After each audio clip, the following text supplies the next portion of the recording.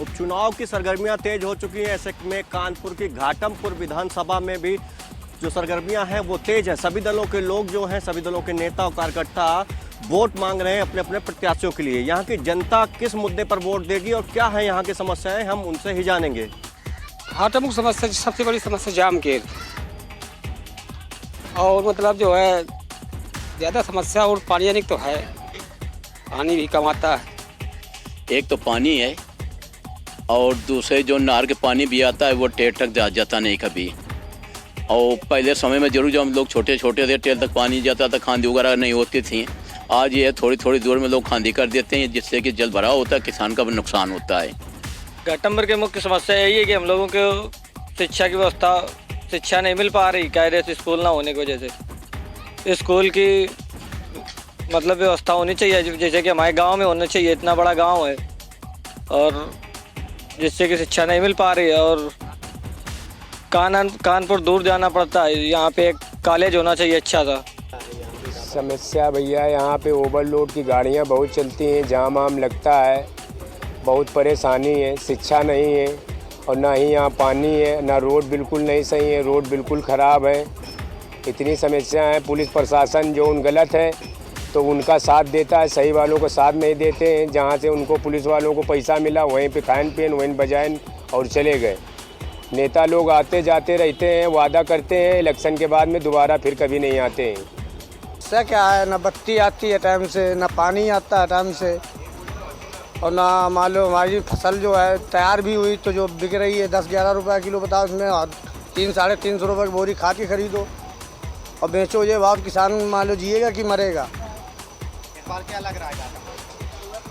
अब की बार गेहूँ बोए जा रहे हैं। नहीं, ये बताइए, नेताजी आते हैं वादे करते हैं क्या? नेताजी आते हैं वादा करके चले जाते हैं। एक 1.5 किलो 2 किलोमीटर कच्ची सड़क पड़ी है वो तो आज तक बनी नहीं। रजिस्टर में दिखाया जाता है बन गई। मेरी गांव की रोड इतनी ख़राब है कि इतने गड्ढे हैं कि अब पहुंच जाए गाड़ी लेके 4 पहिया तो वहीं गिर जाएंगे रास्ते में। ये बुरी पोजीशन है रोड की और कोई सुनवाई नहीं है उसकी।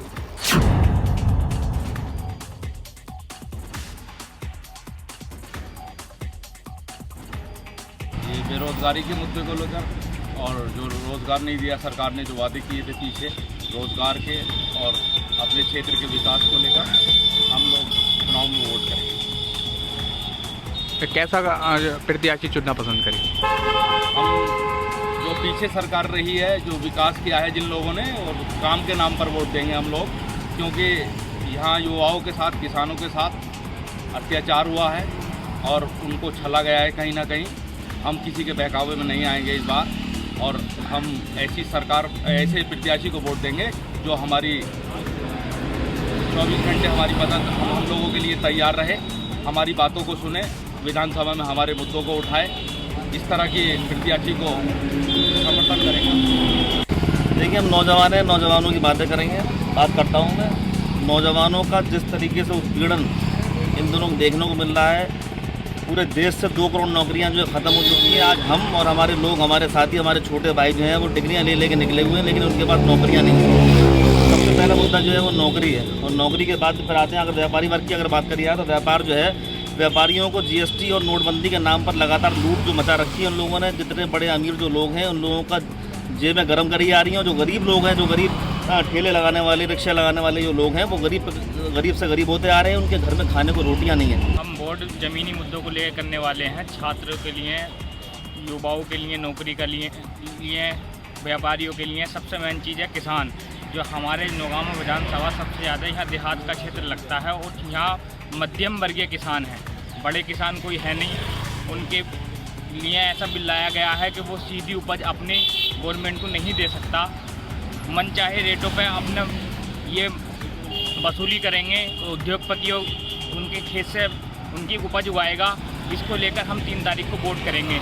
छात्रों के लिए वोट करेंगे। छात्रों को शिक्षा संस्थान पहले यहाँ जो सरकार इस टाइम उत्तर प्रदेश में है, वहाँ जहाँ कैबिनेट मंत्री रहे थे उन्होंने वादे किए थे कि यहाँ एक स्पोर्ट कॉलेज खुलवाएंगे, स्टेडियम खुलवाएंगे, छात्रों के लिए एक यूनिवर्सिटी कराएंगे। वो ऐसा कुछ नहीं हुआ है। तो इन्हीं मुद्दों को लेकर हम 3 तारीख को वोट करेंगे।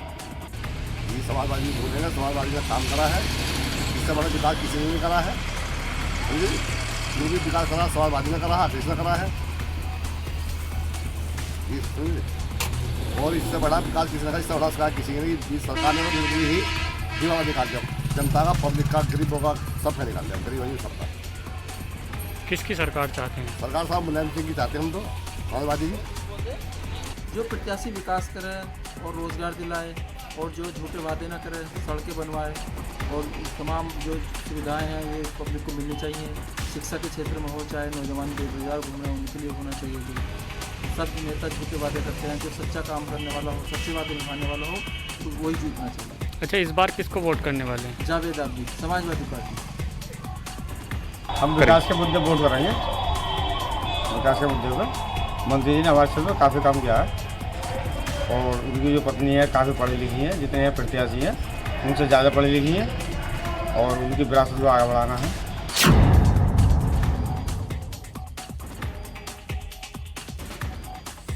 मैं कुर्ला विधानसभा से बिलोंग करती हूँ और मैं योगी सरकार से बहुत ही खुश हूँ और मैं पूर्ण रूप से महफूज हूँ।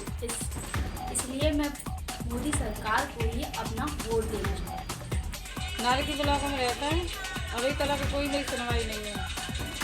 दो बार लिस्ट में नाम आएगा तो सुनवाई नहीं है। कहीं भी जान सरकार के पास कोई सुनवाई नहीं है। मेरे पास छत भी नहीं है। वोट दें तो हम किसी को दें, कोई सुनवाई नहीं करते। कोई सरकार के पास कौन जाए। मैं अपने क्षेत्र की बहुत सारी समस्याएं आपको बताना चाहता हूं। देखिए, पहली समस्या सबसे बड़ी ये है कि हमारे यहाँ के किसान भाई बहुत परेशान रहते हैं। सबसे बड़ी बात तो ये है कि जब भी फसल में वो पूरी मेहनत करते हैं, पूरी लागत करते हैं और उनकी लागत, उनकी जो मेहनत है वो उसका पैसा अगर उनके लिए नहीं निकल पा रहा है तो ये बड़ी दुविधा की बात है। चुनाव के टाइम पर सभी को वोट की ज़रूरत होती है, ऐसे किसान को फसल उगाते समय फसल की भी ज़रूरत होती है। तो दूसरी समस्या ये है कि किसानों को पैसा मुहैया कराया जाए, किसानों को अच्छी से अच्छी सुविधा दी जाए। आए दिन हमारे क्षेत्र में कई घटनाएं होती हैं, चोरी की घटनाएं, जैसे बाइक चोरी की घटनाएं आए दिन अगर हम अपने चौराहे या कॉलेज पर देखते हैं, अपने क्षेत्र में पूरे में देखते हैं तो बहुत छोटे मोटे कांड रहते हैं। आए दिन न्यूज़पेपर में भी आते रहते हैं, बहुत बड़े कांड भी होते हैं लेकिन इनको हाईलाइट नहीं किया जाता है। तो मैं ये कहूँगा कि ये जो चोरी की घटना है, पुलिस अपनी निष्क्रियता दिखा रही है, तो पुलिस को भी एक्टिव रहना चाहिए। समस्या है हमारी जो बिजली की और पानी की है और सड़क की भी है और नाली खड़ंजे की भी है समस्या। उसमें यह है कि जो मीटर रीडिंग आता है, मीटर रीडर, तो उसे 200 रुपये दो तो सही निकालता है और नहीं दो तो किसी के 1200, किसी को 1500, किसी के 2000। ये मेन समस्या है हमारी। और मीटर रीडर से कहो तो वो ये कहता है मैं तो ऐसे ही निकालूंगा, तुम्हें जहाँ शिकायत करनी वहाँ शिकायत करनी है। हमारी विधानसभा की काफ़ी समस्या है। सबसे पहली समस्या ये है कि आए दिन बैंक से लेकर चौराहे तक दिन में गाड़ी उठ जाती है। जब QRT की गाड़ी होमगार्ड 24 घंटे बैठे रहते हैं, उनके सामने गाड़ियाँ चोरी हो जाती हैं। समझे, इंसान बहुत परेशान है। सड़क की बहुत समस्या है। समझे, पानी सड़कों पर भरा पड़ा है कॉलेज से लेकर बचगांव तक और महंगाई आसमान पर छू रही है। इसमें एक तो कोई डॉक्टर नहीं है अच्छा, ना तो भैंसों का कोई डॉक्टर है अच्छा, ना आदमियों का कोई डॉक्टर है। डॉक्टर की बहुत परेशानी है, हॉस्पिटल भी नहीं है अच्छा और हमारे चौराहे पर आए दिन लूट हो रही हैं और वारदातें हो रही हैं। तो इस तरीके की वारदातों को रोकने के लिए बछड़ा चौराहा पर एक पुलिस चौकी बननी चाहिए। इतना बड़ा गांव है, यहाँ बड़े बड़े नेता लोग आते हैं।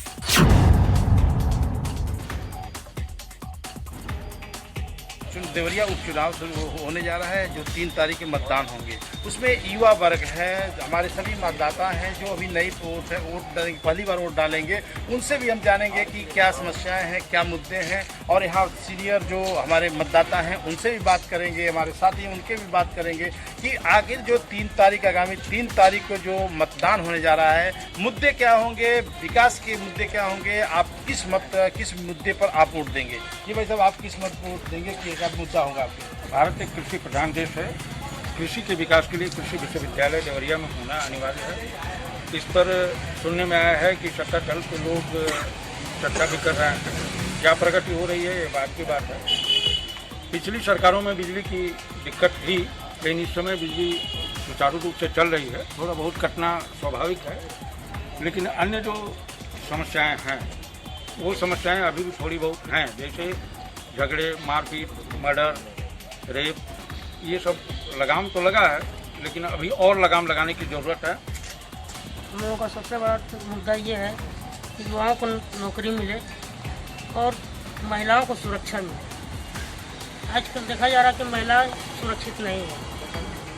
अगर महिलाएं सुरक्षित नहीं रहेंगी तो देश सुरक्षित नहीं रहेगा। जी, आप बता दें कि जो आपके मुद्दे हैं, अब चुनाव होने जा रहा है 3 तारीख को, क्या मुद्दे होंगे, किस आधार पर आप जनप्रतिनिधि चुनेंगे? योगी सरकार योगी जी की सरकार जब आई थी तो कहा था कि सड़कों को गड्ढा मुक्त करेंगे। आज भी जिले की ऐसी बहुत सी सड़कें हैं जो गड्ढा मुक्त छोड़िए गड्ढे में सड़क दिखाई दे रही है।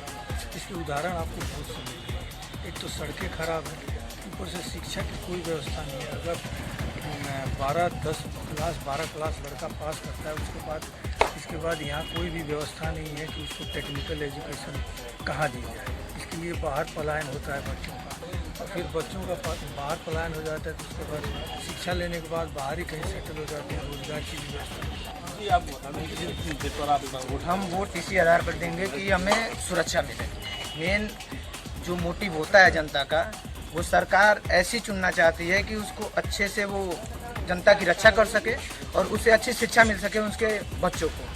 तो हमारी जो सरकार है अभी अच्छा कार्य कर रही है, और ऐसा जनता के द्वारा देखा गया है कि लगातार ऐसे काम करते आई है ये सरकार ने। तो हम इस सरकार के साथ रहेंगे।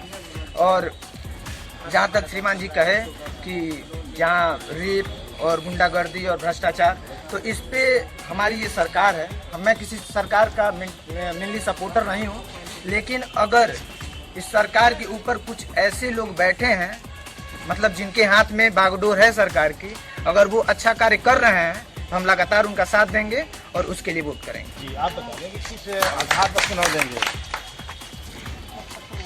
मतदान किस पर करेंगे? युवा वर्ग है जी, विकास के मुद्दे पर मतदान होगा। और अभी भाई साहब बता रहे थे कि तमाम आपराधिक घटनाएं उनके अनुसार बढ़ी हुई है, लेकिन युवा वर्ग के अनुसार आपराधिक घटनाओं में लगातार गिरावटें आई हैं। जिस तरह अपराधियों के साथ सरकार व्यवहार कर रही है, आप भी देख रहे होंगे कि अपराधियों के साथ सरकार का क्या रवैया होगा। पिछली बार की सरकारों में मुद्दे क्या होंगे? मुद्दा विकास होगा, और विकास सरकार के द्वारा हुआ है, और विकास के आधार पर ही जनता वोट करने जा रही है। विकास किस आधार पर? अभी कुछ देर पहले श्रीमान पूछ रहे थे हमसे, तो वही मेरा मुद्दा वही रहेगा, रोजगार का। हम युवा वर्ग से बिलोंग करते हैं और हम लोग के लिए रोजगार बहुत जरूरी है। और यही रहेगा मुद्दा, यही रहेगा कि हम लोग के अपने शहर में ही अगर रोजगार प्रोवाइड कर सके सरकार, हम लोग के लिए बहुत विकास के मुद्दे पर। किस प्रकार का विकास चाहते हैं? रोड नाली सही हो, बारिश में पानी हिल में आना जाना पड़े हम लोगों को। इस रोड में जो है कम 1.5 फीट पानी लग जाता है। क्या आप अब तक आपको दिखाई नहीं दिया विकास हुआ है कि नहीं दौड़ने में? अब विकास नहीं दिखाई दे रहा कि बरसात के दिनों में जो है ठुकने हुए पानी हिल के ज़्यादा पड़ता है मोहल्ले में। अरे जो अच्छे काम करेंगे और जो है अपने जो है शहर का विकास करेंगे, वोट दिया जाएगा। क्या बीजेपी की सरकार जब से बनी है तब से देवरिया में विकास हुआ है? कहाँ विकास हुआ? उसी तरह है, लोग परेशान है। क्या चाहते हैं आप सरकार से? बस देश का विकास हो और जो है अपने शहर का विकास हो। हम लोग का यही है कि देश का विकास हो, शहर का विकास हो। योग्यता में ये होनी चाहिए कि उस समाज के लिए क्या सोच रहे हैं और इसकी व्यवस्था के लिए वो कौन से रचनात्मक कार्यों को जो है इस समाज को देना चाहते हैं, जिसमें हमारे हिंदू धर्म की, हमारे भारतवर्ष की, हमारे भारत माता की जो है उसकी सोच अवश्य होनी चाहिए। और इसके लिए जो भी प्रयत्न है वह जो है उनको करना चाहिए। उत्तर प्रदेश के उपचुनाव के रंग में लगातार R9 टीवी अलग अलग सीटों पर पहुंच रहा है। बुलंदशहर की सदर सीट पर भी उपचुनाव होना है। बुलंदशहर के लोगों से बातचीत करके हम समझ रहे हैं कि क्या इस बार जहन बनाया है, किन मुद्दों को जहन में रखते हुए मतदान करेंगे। क्या नाम है? बदरुद्दीन साहब, क्या मन बनाए हैं, क्या ज़रूरत है बुलंदशहर की?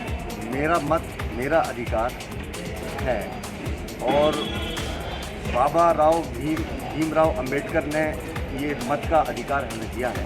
तो ये मेरा मत है, लेकिन जब आप पूछ रहे हैं तो मैं आपको बता देता हूँ कि हम सालों के बाद कांग्रेस को वोट करने जा रहे हैं। कांग्रेस को इसलिए वोट करने जा रहे हैं कि पिछले 15, 16, 20 साल से भारतीय जनता पार्टी, समाजवादी और बहुजन समाज पार्टी को हमने देख लिया।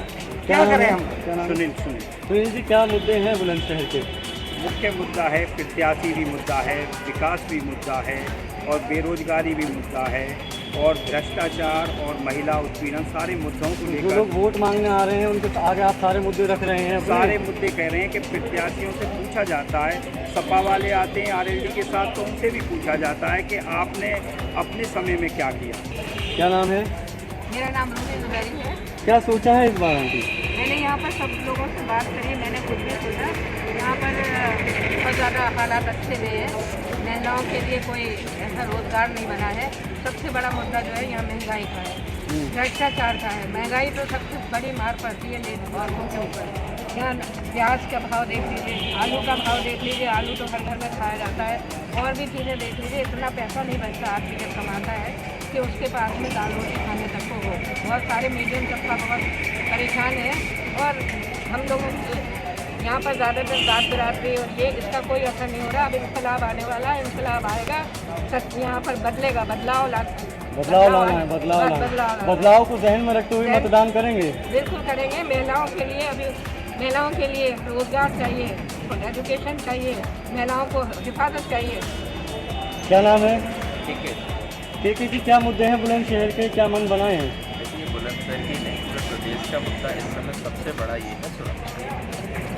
किसी भी नागरिक के लिए उसकी और उसके परिवार की सुरक्षा सबसे बड़ा मुद्दा होता है। आप प्रदेश में देख रहे हैं कानून व्यवस्था किस तरीके से फेल है। तमाम बुलंदशहर की आवाम चाहती है कि बुलंदशहर में बदलाव आना चाहिए, क्योंकि बुलंदशहर में तरक्की अभी तक नहीं हुई है, क्योंकि एनसीआर का हिस्सा बुलंदशहर माना जाता है, लेकिन आज भी अपनी बदहाली की आंसू बुलंदशहर रोने को मजबूर है। तमाम बुलंदशहर की जनता का कहना है कि आने वाली 3 तारीख को बुलंदशहर के अंदर बदलाव किस तरीके से, बदलाव को जहन में रखते हुए मतदान करेंगे और 10 तारीख को ही ये फैसला होगा कि किसकी कसौटी पर खरा उतरा है, कौन प्रत्याशी किसके सर सीट का सेहरा बनेगा और किसको हार का सामना करना पड़ेगा। बुलंदशहर से कैमरा पर्सन जीशान के साथ समीर अली, R9 TV।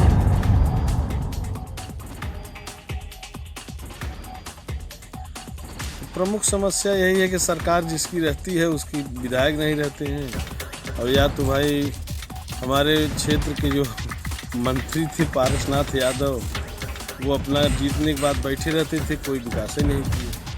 क्या होना चाहिए विकास में अब तक गाँव में नहीं हुआ? अब विकास में न सड़कें बनी रहती है, न हैंड पाइप है, न बिजली सही ढंग से, खंभा किसी के दरवाजे नहीं सही ढंग से पहुँचा है। यहाँ का मुख्य समस्या यही मतलब सड़क है और उसके बाद नाला बन जाए, इसकी सब समस्या खत्म हो जाए। बिजली पानी सब यहाँ ठीक है? ठीक है सर, सब गाँव के सर यही समस्या है कि गांव में नाला नहीं, बारिश में पूरी गांव डूब जाता है, और ये सड़क भी जो अब मस्जिद में आने के लिए जगह भी नहीं रहता, एक भी रास्ता नहीं रहता, एकदम पानी से आने जाने में बहुत दिक्कत होता है। बस रोड के 3 नाला बन जाए सर, वही समस्या है। और सड़क देखिए, हम किसी प्रत्याशी से, चाहे वो जिस भी पार्टी का हो, हम उससे ये उम्मीद करते हैं कि हमारे गांव क्षेत्र की समस्याओं को समस्या हो, चाहे वो शिक्षा क्षेत्र में हो, चाहे कृषि क्षेत्र में हो, चाहे नवनिर्माण के क्षेत्र में हो, हर क्षेत्र में हमको सहयोग करे, जिससे कि हमारा गांव या हमारा समाज आगे बढ़ सके। अब अगर स्पेशली एक कृषि क्षेत्र में लें, जिस पे आज की डेट में सरकार का बहुत ज़्यादा ध्यान केंद्रित है, 5 मिलियन ट्रिलियन की बात हम करते हैं, हम उसमें तभी सहभागी हो सकते हैं जब हम कृषि क्षेत्र में जो स्वरोजगार का निर्माण जो करता है, अच्छे से अच्छा कर सकता है। आप हमारी सरकार हमें जो सुविधाएं दे रही है कि आपको इस चीज़ में सब्सिडी दे रही है, कृषि बीज पे दे रही है, खाद पे दे रही है और कृषि संसाधन पे दे रही है, अगर उसमें सहयोग करती है तो हमारे जो बेरोजगार युवक हैं या जनता है वो इसमें इन्वॉल्व होगी और वो अच्छी से अच्छी अपनी परवरिश और अपनी व्यवस्था कर सकेगा। हर गांव की देखिए, हर गांव की एक ही समस्या है, हर गांव में बिजली, पानी, रोड, हर गांव में यही समस्या है। हमारे भी गांव में बिजली चुनाव के समय तो ठीक आती है, उसके बाद फिर नहीं आती, उसके बाद 10 घंटे भी बिजली नहीं दे पाते ये लोग, और रोड की समस्या हर गांव में है। और सबसे बड़ी बात, शिक्षा के लिए हमारे गांव में उतने उचित संसाधन नहीं है। जैसे शिक्षा के लिए हमारे गांव में कम से कम बच्चों की पढ़ाई का स्तर बहुत ही निम्न स्तर है। जो प्राथमिक स्कूल के विद्यालय हैं वहाँ पे संसाधन उतने नहीं हैं। तो इन सब चीज़ों का अगर विकास होता है तो किसी ऐसे प्रत्याशी को हम लोग चुनेंगे जो इन चीज़ों पर ध्यान दे सकें। मुख्य बात यह है कि संसाधन का विकास मल्हनी विधानसभा क्षेत्र में अभी तक नहीं हो पाया है। जो भी संसाधन विकसित हुए हैं, जैसे उदाहरण के लिए आप सड़कों को देख लें। सड़कों की स्थिति चुनाव के पूर्व एक गड्ढे के रूप में परिणित हो गई थी। हमारे गांव में मदारपुर पचोखर मार्ग के बीच में गड्ढे भर गए थे, गड्ढे हो गए थे। यद्यपि चुनाव के बाद उसको ठीक कर दिया गया। इसी तरह आप अगर बनबिहार रोड पर निकल आएंगे तो उस समय भी सड़कों की स्थिति आप देखेंगे गड्ढे के रूप में तब्दील हो गई है। दुर्घटनाएं ऐसी होती है और लोगों को आने जाने में असुविधाएं होती हैं। तो जो मूलभूत संसाधन है उसका विकास मल्हनी विधानसभा में नहीं हो पाया है।